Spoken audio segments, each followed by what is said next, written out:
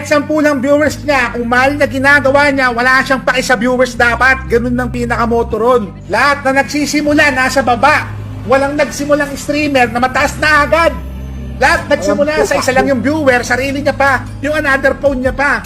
Ang sabihin mo sa kaibigan mo, huwag siyang sumuko kahit walang mang-read sa kanya. Hindi niya kailangan manlimos ng views. Ganun dapat mag-isip ng streamer. Master, kaya